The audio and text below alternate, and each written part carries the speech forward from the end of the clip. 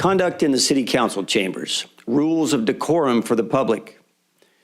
Members of the audience shall not engage in disorderly or boisterous conduct, including the utterance of loud, threatening, or abusive language, clapping, whistling, stamping of feet, or other acts which disturb, disrupt, impede, or otherwise render the orderly conduct of the city meeting infeasible. A member of the audience engaging in any such conduct shall, at the discretion of the presiding officer or a majority of the city council, be subject to ejection from the meeting per Government Code Section 54954.3C. Removal from the council chambers. Any person who commits the following acts in respect to a meeting of the city shall be removed from the council chambers per Government Code Section 54954.3C. A, disorderly, contemptuous, or insolent behavior towards the city council or any member thereof, tending to interrupt the due and orderly course of said meeting. A breach of peace, boisterous conduct, or violent disturbance tending to interrupt the due and orderly course of said meeting. Disobedience of any lawful order from the mayor, which shall include an order to be seated or to refrain from addressing the city council, and any other unlawful interference with the due and orderly course of said meeting.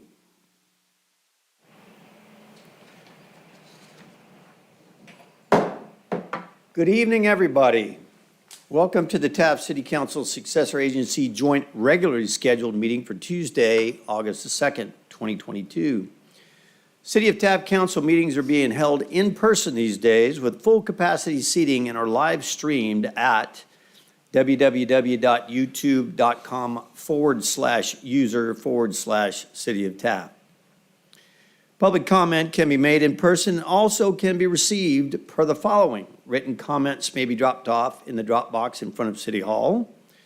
Comments may be emailed to the city clerk at ymayfield@cityoftaft.org, made by phone to the city clerk's office at 661-763-1222. Public comments will be accepted up until 5 p.m. the day of the meeting, and any comments received will be read into the record.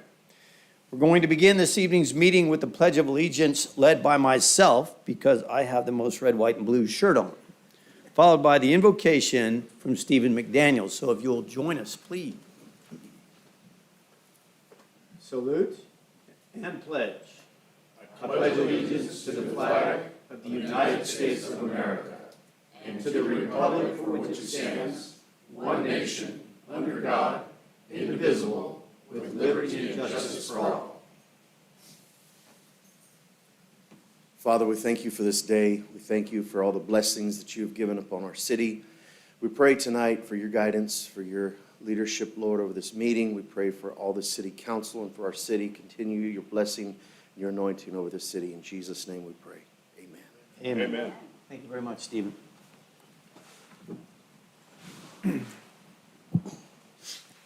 Madam Clerk, may we have a roll call, please? Mayor Knorr. Here. Mayor Pro Tem Cryer. Here. Councilmember Eveland. Here. Councilmember Whiting. Here. And Councilmember Bryant is absent with notice. All right. Thank you very much. First item on this evening's agenda is a presentation from Richie Sayavong, who came to talk to us. Richie is with the California Department of Insurance. So, Richie, if you'd step forward, please. Let everybody know in TV land who you are, and the mic's all yours. All right. Thank you, Mayor. Thank you, the City of Taft, for allowing me to present today. My name is Richie Sayavong, and I am delighted to discuss today the California Department of Insurance, as well as the California Low-Cost Auto Insurance Program. Slide, please. So today, I'm going to talk a little bit about CDI, who we are, the law in California regarding auto insurance, the California Low-Cost Auto Insurance Program, known as CLCA, how to qualify and how to apply, how you can partner with the Department of Insurance, and how to work with us in regards to the CLCA program. And there's a quick question and answer if that's permitted. Slide, please. So, what do we do as a department? So, the Department of Insurance, we regulate all lines of insurance, including homeowners, auto, life insurance, slight health insurance, and many more different types of insurance. We also regulate the insurance companies, agents, and brokers. They all have to go through the California Department of Insurance in order to sell insurance here in California. California, as you know, is the 4th largest insurance market in the world. So we pay collectively in California about $340 billion in premiums. So all that money does have to work properly for us. Is that correct? So our elected commissioner, Ricardo Lara, he ensures that the insurers are solvent, consumers and complaints are addressed in a reasonable manner, and insurance and licensors play fairly in the marketplace. Everything we do at CDI is to protect the consumer from fraud and abuse. Slide, please. So this is how to contact the Department of Insurance. What can we do for you? Anytime you have a question about insurance, give us a call. If you are shopping for insurance and want to know more, visit our website. We do provide resources on there. If you are denied a claim, coverage, your agent, or insurance company not returning your call, call us and we'll file a formal complaint on your behalf. On our website, we do have educational information about every line of insurance. We have resources, phone numbers for every insurance company. You can look up your agent or broker even to make sure that they are currently licensed. We also have tools when you are shopping for insurance, like the premium survey, the complaint study, and so much more. And our website's listed there, www.insurance.ca.gov. There's also the phone number to our hotline, which is 800-927-4357. Slide, please.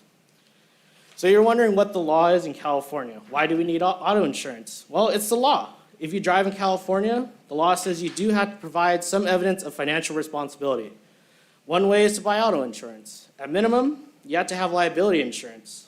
And liability insurance just means if you damage someone else's property, you have to be able to pay for it. It won't cover damages to your car that you caused personally, but it will make sure that the other person is covered. And if you get pulled over and can't prove that you have auto insurance, you can be fined and your license will be suspended, your vehicle impounded, and all these costs will be more expensive than you getting insurance. Slide, please. And we're going to skip over this video. So the CLCA program, it was passed in 1999 by the legislature, and the program became fruition in 2000. And it's to provide income eligibles, good drivers with liability insurance at affordable rates as a way to meet California's mandatory auto insurance law, regardless of immigration status. A CLCA policy does offer the basic minimum liability coverage to drive legally, and this insurance is for low to moderate income drivers. So it is a state program sponsored by CDI, and since its inception, and it's evolved, and it's available to almost all low to moderate income Californians. As long as you're income eligible and not a bad driver, you can qualify and pay as little as $244 a year. The goal of this program is to reduce the number of uninsured motorists in California. Slide, please. You're wondering how do you qualify. First, you have to have a valid driver's license or an AB60 for undocumented drivers.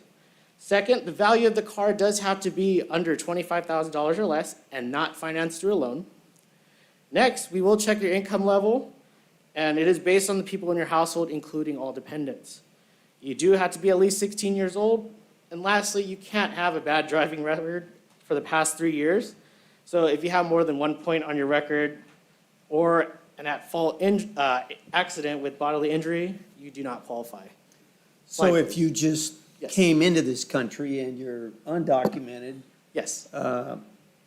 what comes first? Do they give you the driver's license or do they give you insurance since you don't have a record at all of even being in this country? I'm curious. Help me out here. So let me see. What's a chicken or the egg thing? So typically, in that situation, most of the time they do drive without insurance. So that is a big problem. A lot of people will buy cars off of Craigslist, et cetera. So by ensuring that they at least get their AB60, that is their due process in their own to get some type of identification. Because for many city and county programs, you do have to have and provide some type of identification. So this is one step towards that. And because they don't have an established driving record, we would have to start, they wouldn't have that issue. So they may start on the higher end, depending on So are they disqualified from getting this insurance because they don't have a driving record? Or do you make the assumption that they're a good driver because they don't have 3 years worth of driving records? What is it? So that would definitely be a great question to ask the division itself, Okay, because that is a very good question, sir. thank you. All right, don't let me interrupt you, please. Not a problem. Slide, please. So you're curious of how much it's going to cost within the state. So it is designed to break down by category. There's tiers to this. So since we are in Kern County, we're looking at tier 2. The base starting amount for the coverage liability is at $263. So let's see. If you are a good driver driving the past 3 years without any fault injury, well, that's points. Okay, you're going to be paying the base. From the base rate, the premium will increase depending on your age and driving history. So this policy will cost less for most policies that are out in the market for other basic liability. So let's see.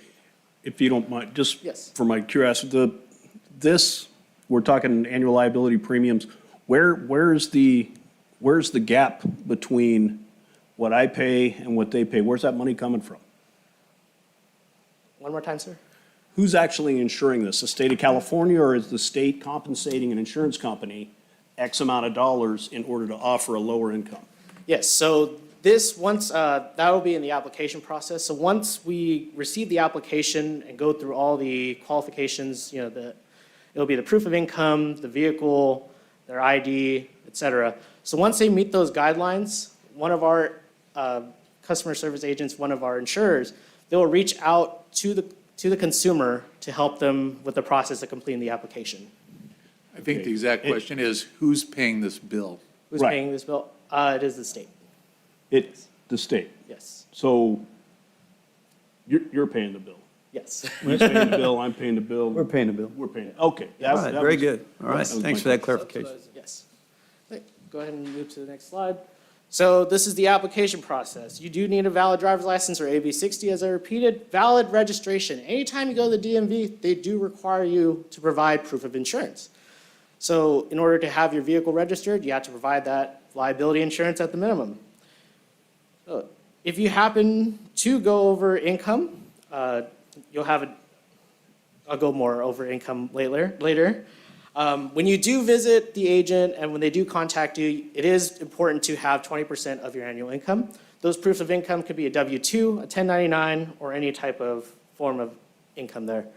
Next slide, please.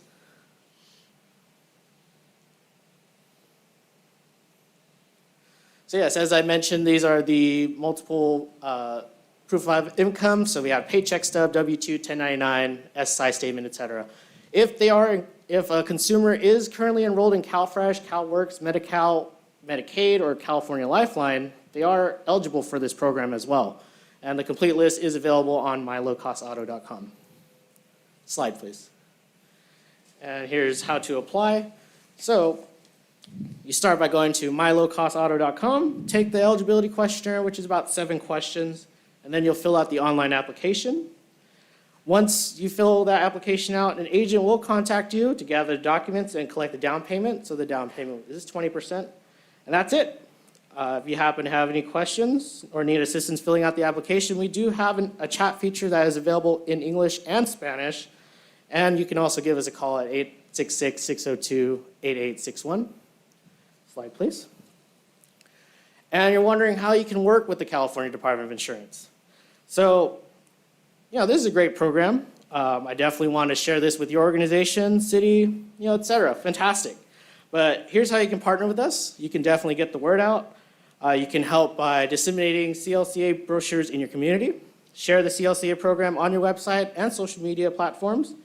Definitely invite us to attend your outreach events. We'd definitely love to come out here. Invite us to speak at your staff trainings or events, and refer us to any other partners that work with low to moderate income households. I really hope the city of Taft will include the CLCA program as a resource on your website. And slide. This concludes my presentation.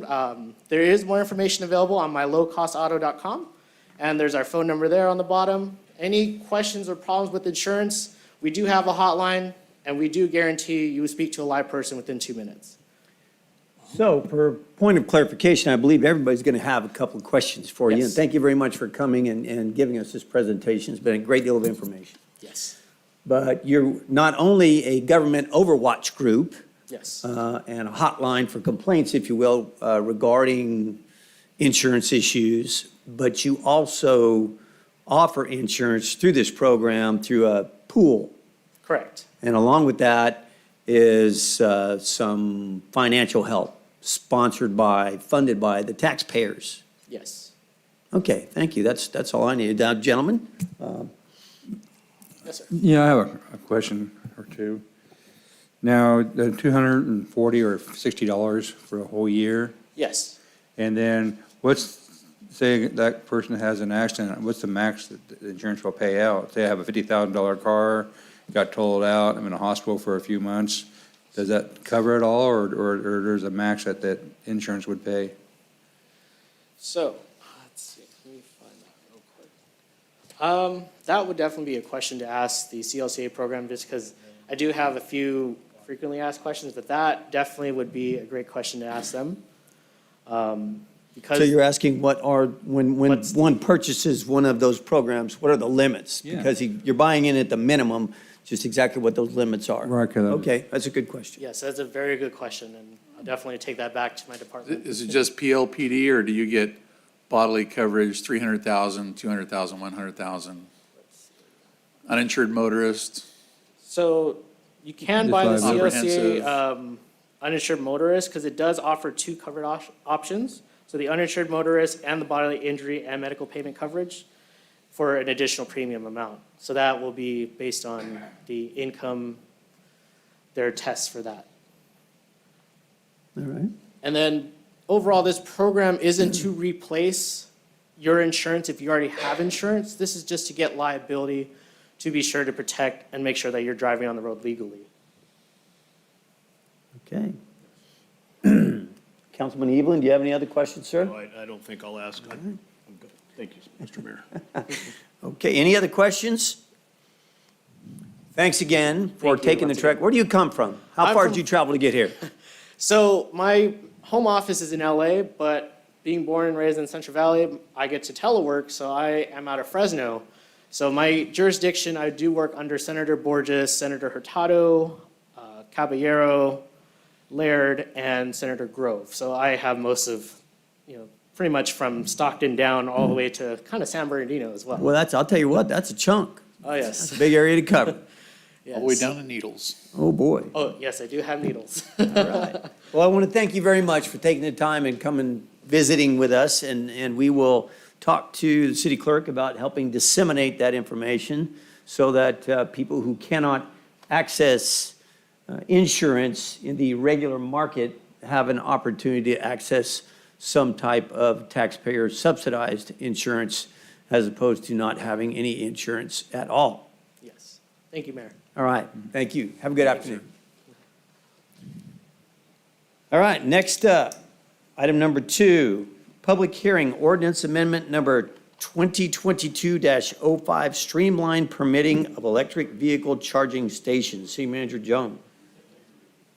Thank you, Mayor. On October 8th, 2015 and October 8th, 2021, the governor signed Assembly Bill numbers 1236 and AB 970 and respectively, which requires local agencies to adopt an ordinance that creates and expedited and streamlines permitting processes for electric vehicle charging systems.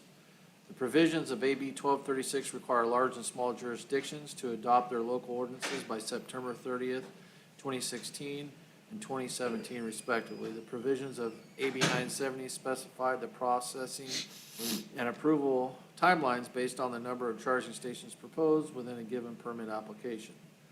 Cities and counties with a population of less than 200,000 are required to adopt an ordinance codifying 2 bills by January 1st, 2023, and transmitting copies of ordinances to the Governor's Office of Business and Economic Development. Go Biz. All right, thank you very much, sir. The recommended action is to conduct a public hearing, which I will open said hearing right now. So anybody wishing to speak on, in support of, or in opposition to this matter, please step forward. Seeing nobody. Madam Clerk, did anybody contact you through email or by the phone? No, sir. All right, thank you very much. I'm going to close that public hearing. At this time, I would entertain a motion to approve and amend the City of Taft Municipal Code entitled an ordinance of the City Council of the City of Taft approving ordinance amendment number 2022-05, an amendment of Chapter 1 of Title 5 of the Taft Municipal Code regarding streamlined permitting of electric vehicle charging stations for first reading by title only and reading of such be waived. Motion? I have a motion And a second. and a second. All right, Mayor Pro Tem Crier, you made the motion, sir. You get the first opportunity to comment on this. Thank you, Mayor. One of the questions I have is there an area where they have a commercial for charging stations and to be located at, or does it make no difference? Are you saying, does this This require- ordinance for these charging stations up to 25, I assume it could be for a restaurant or a gas station or that. Where's the, one per household or two per household? Or if you have say I have me a restaurant, I'm going to ask that Mark Staples step up here, and you might want to address the bulk of those questions to our planning director, Mark. I surely can do that. Mark Staples, Planning Director for the city. So that 25 station threshold or charging station threshold is most likely due to the Tesla type bulk station, similar to the one that's at the end of David Copus Road at the 5. There's probably more than a dozen, probably 2 or 3 times the size of the station that's at Tejon Ranch. So it's more to accommodate those because they're, as you can see, the original bill was signed back in 2016. That was shortly after the state had set up some other streamlining things for rooftop solar. So around both rooftop solar and then getting more charging stations both at home and in commercial setting is really the purpose of this bill. And then the other part about getting them proof that we adopted an ordinance. But So the it's 25. It's not for us to make someone do it, No. it's to, if someone wants to do it, we're Exactly. streamlined, making it quick for them. but, I was wondering, is there any condition, say, Mr. Waldrop Automotive would want to put a charging station he want to put 25 units on his facility, would there be a limit, could he do that, or there's a zoning area where only be certain spots where you can do that for up to 25? So part of the process is to work with each applicant and how many they're trying to install. And we would certainly want it to be, proportionate to how much room they have on a lot. The 25, I think, is just more of that, more random divided line where if it's less, we process in 5 days or less. If it's more, we have 10 days, I believe, to process the application. But in the end, this is not that much more than just an electrical permit, particularly if you're trying to install one at your home. It just goes into a breaker slot in your existing panel. It's usually some sort of wall-mounted device. So in a commercial application at Mr. Waldrop's location, you'd probably have room for about half a dozen or so. So that 25 is definitely for a much larger, probably standalone I'm real charging. familiar with the one on Copus Road and David Road there. That thing's full quite a bit. Yes. And the one thing bad about that area there, I gotten 2 tickets already there. I don't like, real careful. Well, I've seen it flooded out once a winter, so hopefully they fix that. Yeah, but they were using, I believe, weren't they using diesel motors or engines to power now they got electric there just recently? I'm not too familiar with it, but I do see what looks like a gas station forming or developing the right Shell next to it now. station. The Shell, yes. Actually, if you go to the end of Enos Lane, the one that is right there where you turn to go south into Buena Vista, right next to those Tesla chargers, there's a fenced-in area, chain link fenced in with the privacy fencing, and on the other side of that is a standing Caterpillar generator. That's correct. And this- Diesel-powered, by the way. And the state has been, the past 5+ years, been working to get counties to push as many or get as many sites that are easily identifiable to have a larger charging site like the ones we see with all those Tesla chargers. In most of those, the charging station, isn't it by the hour or half hour or based on time that you have it plugged in? There are a dozen or more different companies that sell the station equipment, and you can customize it however you want to cost recover the energy you're providing to those vehicles. What's the average, you have any idea what the average cost on the, I think it's directly related to what they're ended up having to pay on the back end. You probably got to test it for a while to figure out what rate works best. I can help with that just a little bit. It's actually, as opposed to buying a gallon of gas, you're buying kilowatt hours of energy. But the cost of that depends on how rapidly you're charging, because that has to be the level that the charging is taking place at. And the supercharger rate, as opposed to rate 2, is more expensive. It's more expensive. And actually, I think right now in the state of California, they say that's running somewhere around, on average, about 28 cents kilowatt hour, if I'm not mistaken. Yeah, but the stations are very customizable. You can even cut off someone's charging time to 2 hours. You know, it may not be a full charge, it's just whatever 2 hour gets you. Yeah, I noticed on my travels and stuff, like going to Harris Ranch, they have like 6 or 7 on their facility, and a lot of different restaurants have charging stations there to help draw in customers while they're getting charged or when they're eating. So it takes a little bit of time to get them charged. Art, while you're up there, has anybody expressed interest at this point in the permitting process locally here? No, the 8 or so years I've been here, we've maybe permitted 3 or 4 at-home units. So it's more of they're getting all the cities on board to have an ordinance on file, have a application that's a simple checkbox process. I'll admit, we didn't necessarily jump on it at first. Me and the inspector at the time, we both agreed, we just saw it as a simple electrical permit in most cases. So we didn't realize there was a timeline to get some ordinance to the state. So they've been kind enough to remind us lately with the latest bill that was passed last year to get everything to them by the end of this year. Does the state charge a fee to the state, or we, the state charges a fee for putting an application in to? No, it's all local with each city and county building permit office. This is just the state in passing the bills, wanting to get all 400-plus cities and 50-plus counties to return the adopted ordinance to the GoBiz office. They're tracking it. They have a whole spreadsheet that I believe is on their site showing all the cities and counties that are in compliance or not in compliance right now. Thank you. Councilman Whiting? So I'm just spitballing here, that at some later date, the city of Taft will probably have some kind of a resolution or city ordinance talking about how and when we can put in all these charging stations, where and how many per household and per business, and, you know, there has to be some kind of limit, I'm just guessing. Well, I have not gotten any wind of really mandating, finding some sites and getting a certain amount of stations per capita type of situation. It's more of getting the building codes, ordinances to be as streamlined or expedited as possible in the permitting process. And this is actually pretty simple to get through, actually. It's not as complicated as some other things that they want streamlined. The reason I ask is that the state of California, in their infinite wisdom, decided that we could divide properties in two and start adding houses to single-family home properties now, which means if you have 2 cars and they have 2 cars, you have to be able to hook up 4 vehicles on the property, or trucks, whatever you have. And if you have a business, and you're gonna have to be able to provide charging stations. For example, if we're downtown, say in the 500 block of Center Street by the Fox Theater, instead of having a parking meter, you have a charging station. Someone's gonna have to start regulating this somewhere before we start having just a whole big massive amount of charging stations up and down the street. That we might want to consider looking at the idea of regulating it just a tad, so it doesn't become a problem. Actually, as a part of this, it is the planning director at the municipal level who has a great deal of discretion regarding this very thing, so.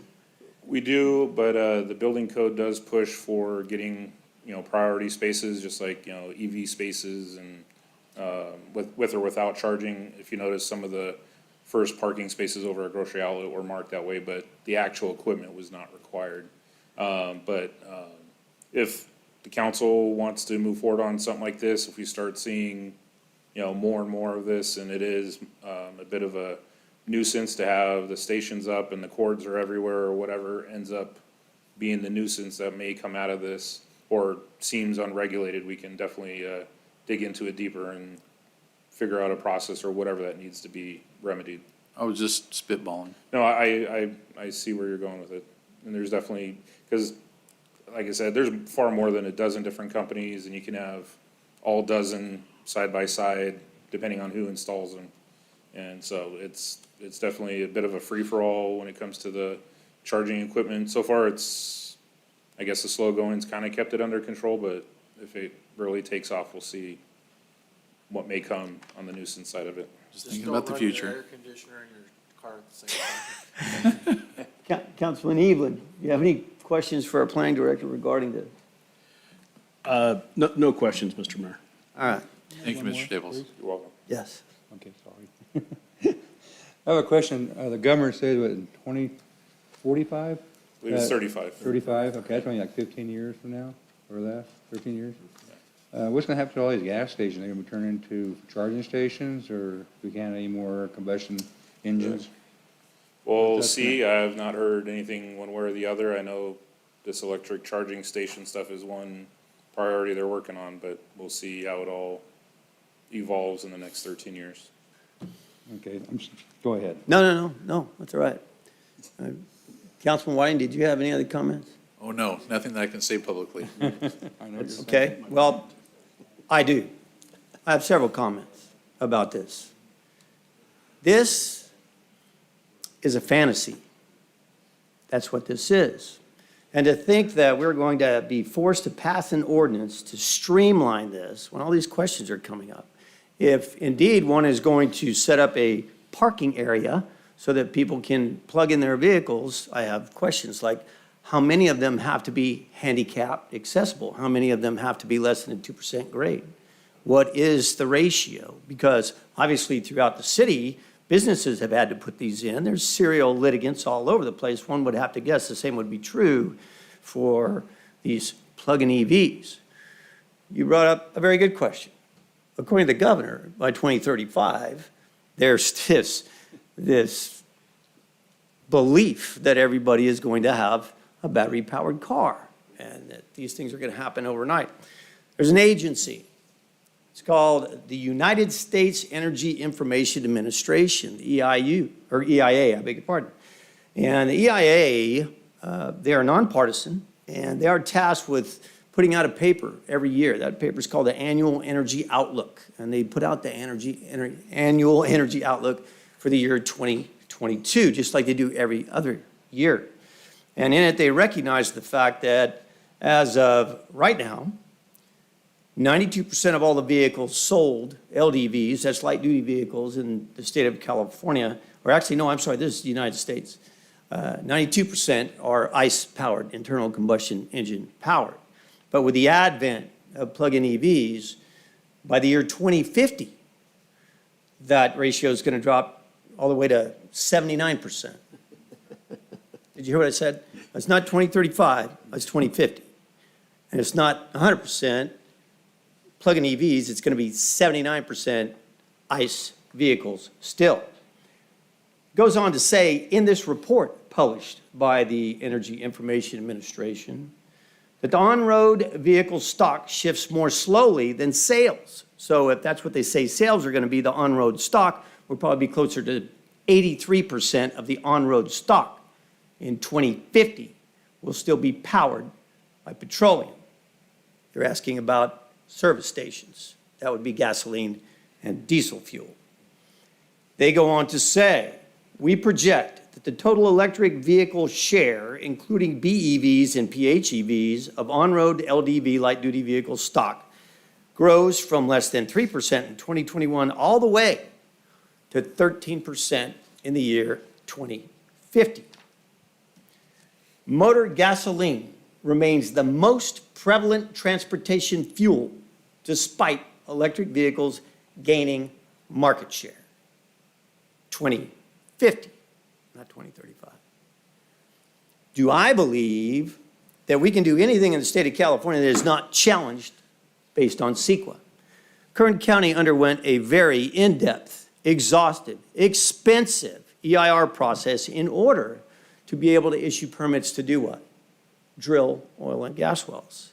And there's a great deal of money spent and a great deal of science deposited And yet, it continues to get challenged on the basis of CEQA all the time.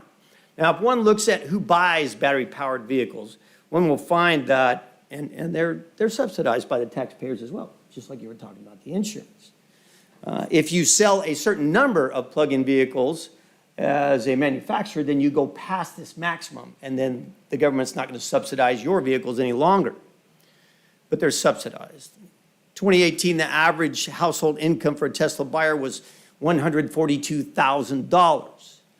Now, we're supposed to be taking care of in the interests of the people of color and the poor. Well, I don't really know that the people of color matters when one gets into a vehicle, because anybody and everybody, if they're financially successful enough, can buy a battery-powered vehicle. But how many poor people do you think spend their weekends out there walking around the battery-powered car lots? Not very many. So the unfortunate reality is that if we speed this up, we speed this up for the benefit of the financially fortunate few, right? Because in point of fact, they're the ones driving battery-powered cars right now. So that would mean that we're not being fair to the poor. And I would think that somebody would be here right now complaining about that. I don't know what group, but I believe somebody would. On top of that, there was a comment period during the state of California's Clean Fuel Standard. California's Clean Fuel Standard was out there for public review and comment. And there was a comment made, and it wasn't just a comment, it was a 4-page letter that was submitted by a fellow who was a scientist and a 25-year supervisor for the South Coast AQMD, Air Quality Management Control District. In this 4-page letter, he told the state of California, whatever you do, do not bet the farm on lithium cobalt batteries. You are encouraging human suffering on a global scale as people go to mine these items and these compounds. On top of that, you're ignoring issues with the compounds themselves. Europe has gotten ahead of the game. One has to think back. You remember when, of course you don't remember when, I don't even remember, but back when asbestos was discovered. Asbestos was a save-all. Asbestos was a wonderful thing. We made roof tiles out of it. We made housing, siding out of it. We made rugs out of it. We made ladies' aprons out of asbestos because it wouldn't burn. A miracle fiber, a wonderful thing. Mankind's answer to so many things. Now then, you cannot watch TV for 30 minutes without seeing an ad about being exposed to asbestos. I mean, there's a law firm, Dewey, Hosem, and Howe. They're always ready to jump in there and help you out if you've been exposed to asbestos. The fact of the matter is, the same is being discovered about lithium and cobalt. In Europe, they are talking about listing lithium, several different lithium compounds, as 1A. They are carcinogens, and they have reproductive issues. On top of that, cobalt, already in the state of California. Cobalt is on the hazardous substance list because it is regulated by OSHA and cited by ACGIH, the DOT, NIOSH, DEP, IARC, and the EPA. It is on the special health hazard substance list because it is a carcinogen and it is flammable. European Chemical Agency Risk Assessment Committee at the end of 2021 published its opinion and agreed with the French proposals to classify 3 lithium salts as category 1A reproductive toxicants, determined that lithium carbonate, lithium hydroxide, and lithium chloride be classified under the classification, labeling, and packaging regulation as substances that may damage fertility and unborn children. It is agreed that the substances may harm breastfed children. That is during the course of mining those substances. That is during the course of the refining of those substances. And that is the key problem with recirculating those batteries somewhere later in life, because there is no way to do it right now. and in any way you'll expose the workers to these problems. These are DOT mandated. If you haul these, you haul them under a special document. They have to be mandated and they have to be quantified and they have to be taken to a hazardous waste facility. And that's what we're betting the farm on. That is why this scientist, this 25 years supervisor at South Coast AQMD said, don't do this. And yet, here we are today, right here. We're going to come up with a regulation to streamline these applications so we can hurry up and make it easy to get these lithium, cobalt, battery-powered vehicles on every corner. In spite of the fact that scientists around the globe have already established the toxicity of the two critical chemicals we're betting the damn farm on. That's the reality. This discussion could go on for some time to help you understand all the complexities of it. But the fact of the matter is, and this is my opinion, we are jumping on the train. We're getting involved and we're going to do this thing because we're told to do it. Because Gavin said we have to. Gavin said by 2035, every vehicle is going to be, battery powered. You asked the question, and you know what? That question that you asked, what about all the filling stations being asked all over the state of California by 2035? We're not going to need them. We won't need oil and gas. Elon Musk knows that every car he's ever built is 52% oil, gas, and petrochemicals by volume. Hell, he knows he can't build one without oil and gas. But most Californians don't, because the governor says we don't have to. I appreciate you all taking the time to listen to this rant. I will tell you, right here, right now, I will not vote to move this forward. I will not. I will vote no. Absolutely, positively, unequivocally, no. So, is there any other discussion regarding this issue? Yes. Yeah, open that door. Is there a penalty if we don't do this? I don't know, and I don't care. I actually hope the rest of the state comes to its senses and understands, much like that scientist said, we are creating the next hazard disaster. The next health hazard disaster is being built right now, and we're ignoring the science. In addition, Mr. Mayor, you were talking about the inequity of, I have the high money, so I can buy these particular vehicles. I know, and I'm assuming there's a lot more, but I do know I have personally seen two, please don't use I forget exactly how the state of California worded, please decrease the amount of electricity you use this week at these times because our electrical grid can't take it right now. Between the hours of 4 and 9 p.m. when you most need power. That is correct. You're absolutely correct, sir. And I will add, if you read this document in its entirety, which I read in its entirety, when you talk about putting a series of chargers in and on the grid, the assumption has to be made that they are full power, full time. So if Ronnie Waldrop had a big chunk of property, he thought, you know what, I want to put in some of these chargers, then he would have to negotiate with the utility. Because if he said, I want a dozen superchargers, then you have to contract with the utility to be able to provide enough electricity to power a dozen superchargers 24 hours a day. And you will pay a fee for that. There's already a big report that I read from retailers saying, wait a second, this can't pencil out.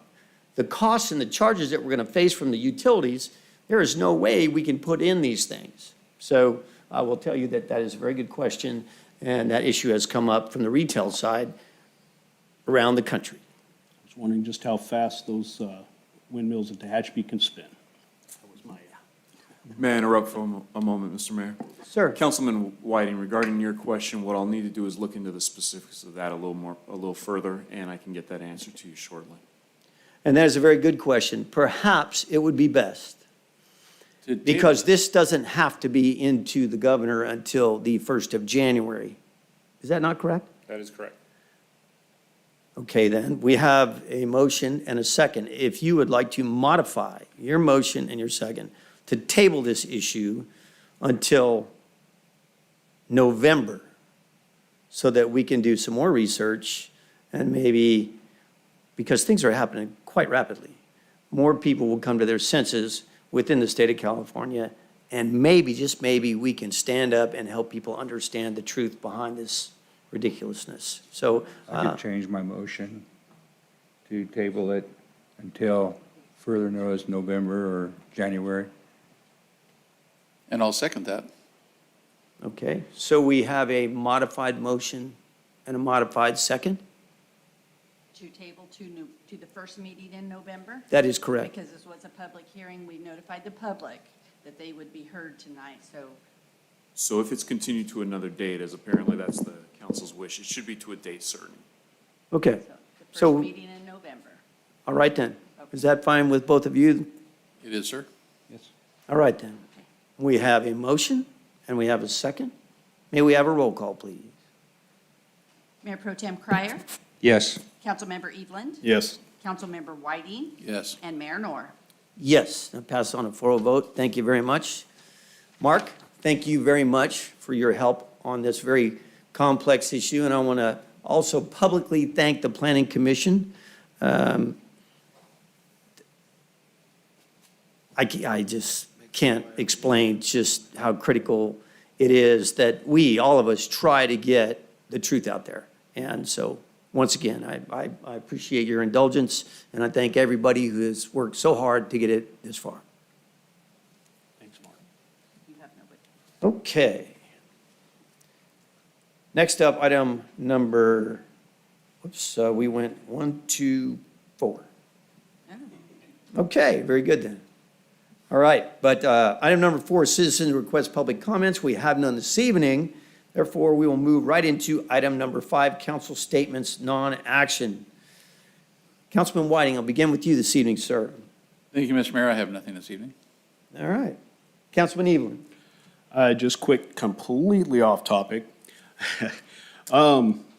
Just a reminder and some kudos, a reminder of a great asset that we have here in Taft, which I visited religiously over the last 3 weeks, which is the grocery outlet.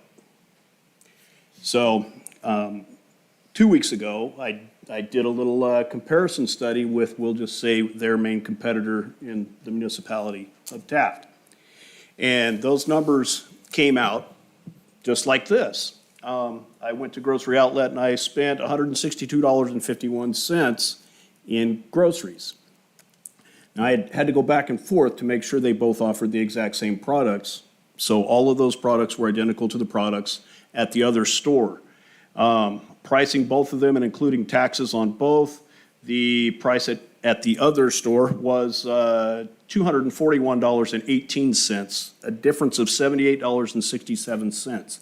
If you're forgetting, and the reason I'm saying this, because I've spoken with several citizens recently who literally say, I always forget that's there.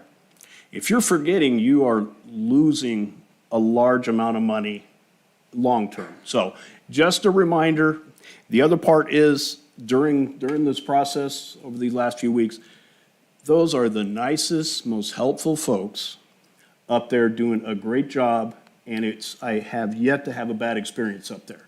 So just a quick reminder, it's up there, go use them, they're great.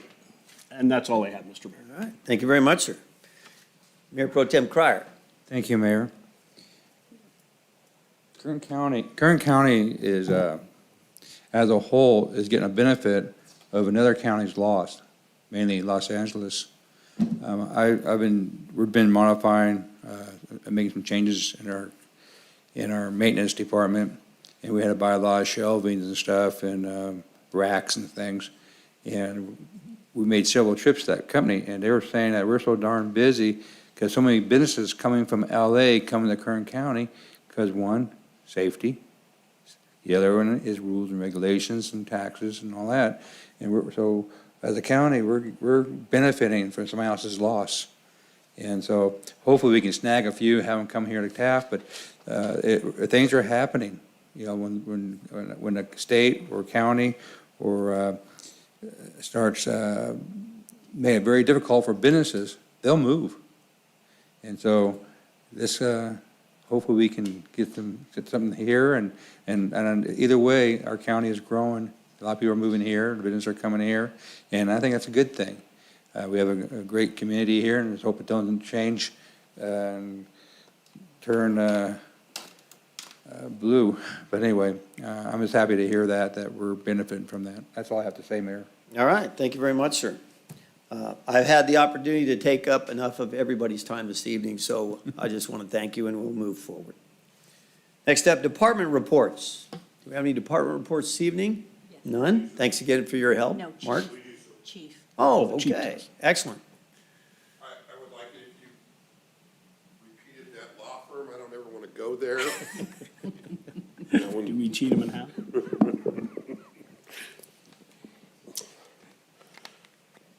Councilman, Mayor, City Attorney, City Manager, Madam Clerk. I just want to go ahead and give the statistics for patrol for the month of July. Our calls for service during that month were, our total incidents, basically were 829 total incidents. Calls for service were 405. Officer initiated, 424. Vehicle and ped checks were 73. Getting down to total reports written was 167. Felony reports were 34. The misdemeanors were 82, and then miscellaneous general information 36. Accidents, infractions 1 and 2, and 6 for unclassified reports. Total misdemeanor and felony arrests for the month was 77. Misdemeanor arrests were 66, and 11 felony arrests. 10 adults, 1 juvenile. I just wanted to pass that information on. It's been a while since we've had our statistics and had a full staff pretty much, and that's where we're at right now, and it's back to business as usual. Our guys and gals and troops have been working a lot of overtime, covering shifts for each other, and also taking the vacations that they well deserve, but just letting you know that we're out there doing our job, and I'm proud of them. See him out there all the time, and thank him every time I see him. Before you get down, Chief, I want to just ask about something. There's a report about an accidental discharge of a weapon that actually struck an individual here in the city of Taft recently. I won't ask you about the details of that, but one of the things we always talk about in gun safety, and it doesn't matter if it's defensive handgunning or if it's tactical or if it's hunting or shooting quail with a shotgun, it does not matter.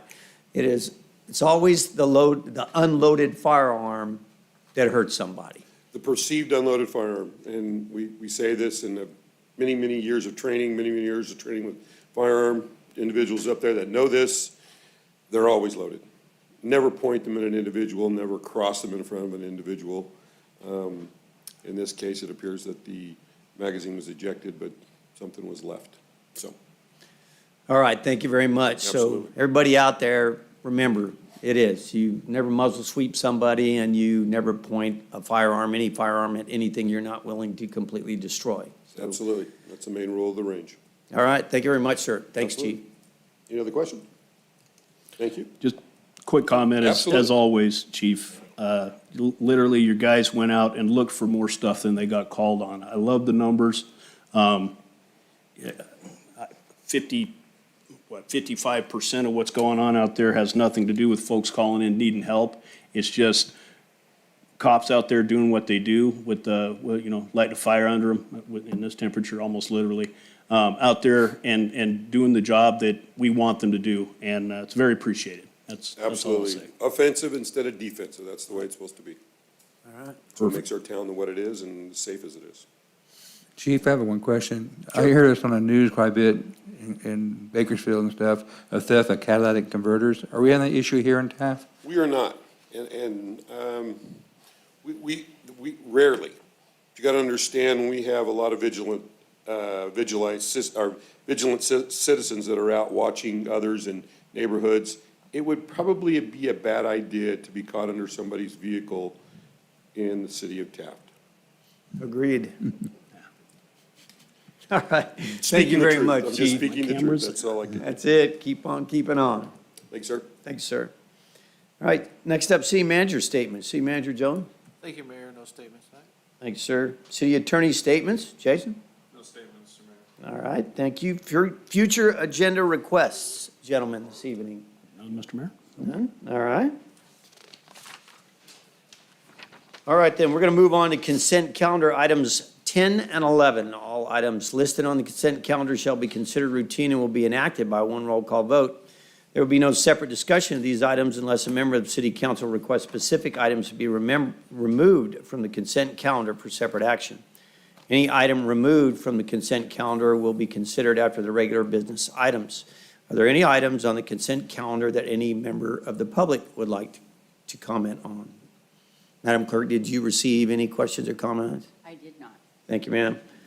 Those items are, item number 10, the minutes of July 19th, 2022 regularly scheduled meeting, as well as item number 11, which total of some $378,000. Does any member of the council wish to remove either of these two items from the consent calendar? No, sir. All right, at this time, I would entertain a motion to approve consent calendar items 10 and 11. Motion. I have a motion. And a second. I have a motion and a second. Madam Clerk, may we have a roll call, please? Mayor Pro Tem Cryer. Yes. Councilmember Evelyn. Yes. Councilmember Whiting. Yes. And Mayor Noor. Yes, not passed on a 4-0 vote. Thank you. All right, lastly, item number 12 on this evening's agenda is a resolution to place a ballot measure on the November 8th, 2022 general municipal election pertaining to whether the city clerk position should be elective or appointed. City Manager Jones. Thank you, Mayor. The duties of the city clerk have become more technical and complex over the years, with many regulations required specialized knowledge, training, and experience. The primary duties of the city clerk are assemble and prepare agendas and minutes, attest, publish, and/or post ordinances, resolutions, compliance with the Brown Act, compliance with Political Reform Act, compliance with Public Records Act, conduct city committee and commission recruitments, serves as a local election filing officer, serves as clerk of the city council. Most California cities have appointed city clerks, 79% as of 2019, allowing them to hire based on experience and credentials. Under an appointive process, the city would establish minimum qualifications for the position, such as level of experience, education, professional certifications and training, and perform regular performance evaluations of the city clerk. The current qualifications for elective city clerk are limited to candidates of 18 years old or older, registered voters who reside within the city limits, and there are no performance evaluations. Having a person perform this position without the knowledge of the complex laws and regulation creates a liability for the city, and it takes specialized training and experience to properly administer their responsibilities. While the current city clerk has training and credentials and professionally performs her responsibilities, there is no guarantee that any future holder of the elected position would have the necessary qualifications or experience to do so. Thank you, City Manager Jones. The recommendation is a motion to adopt a resolution entitled, "A Resolution of the City Council of the City of Taft, California, ordering the submission to the qualified electors of the city of a measure regarding whether the position of city clerk should be appointed at the general municipal election to be held on Tuesday, November the 8th, 2022, as called by resolution number 4147-22.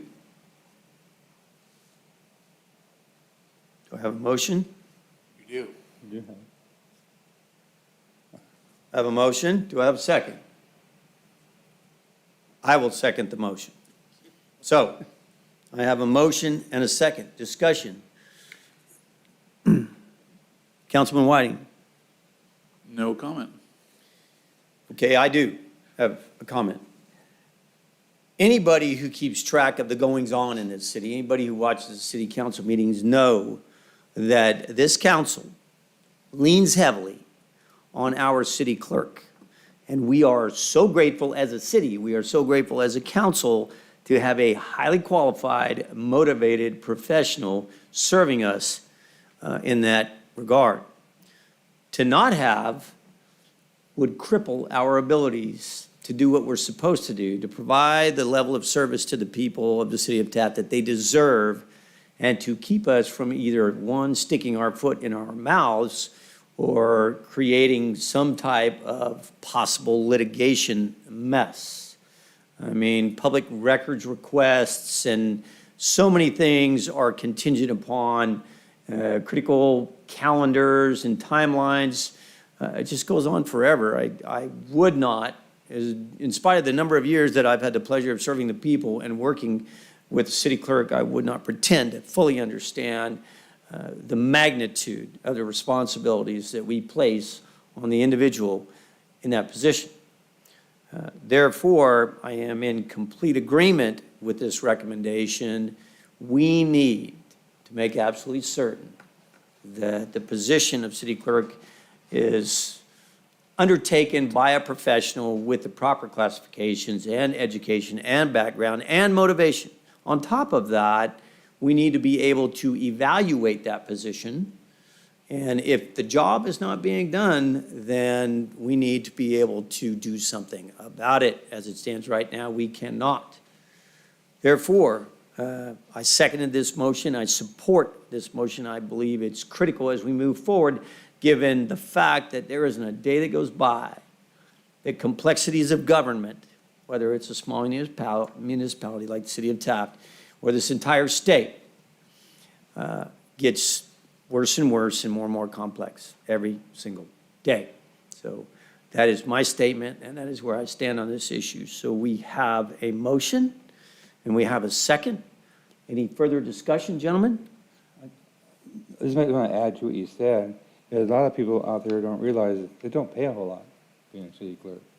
What's all involved, and it's not like it's a job or anything. As far as it's a full-time job, it's you're only getting paid for a part-time, and the person gets runs for it and don't have the experience to find out what all entails. They'll get disillusioned and quit or cause other issues. So I do agree with you, what you said, Mayor, and also with Councilman Whiting. Okay, just for a quick point, I'm definitely not being argumentative, but it is indeed a job loaded with responsibilities. So I too agree, but it's a tough job. So thank you very much. Any additional comments, gentlemen, regarding this? Mine would be just stressing the importance of the appointment rather than elected, which you've already expressed perfectly, so. Yeah, you're right on the money, Mr. Mayor. All right, I thank you all. Therefore, we have a motion and a second. May we have a roll call, please? Mayor Pro Tem Cryer, Yes. Councilmember Eatland, Yes. Councilmember Whiting, Yes. and Mayor Knorr. Yes, and that passed on a 4-0 vote. Thank you all very much. And guess what, folks? This is my favorite part of the agenda, when we don't have to go into closed session for anticipated litigation. So this brings us to the end of this evening's activities. Thank you all for being a part of this meeting. This is your government. Be a part of it. Have a nice evening. This meeting is adjourned.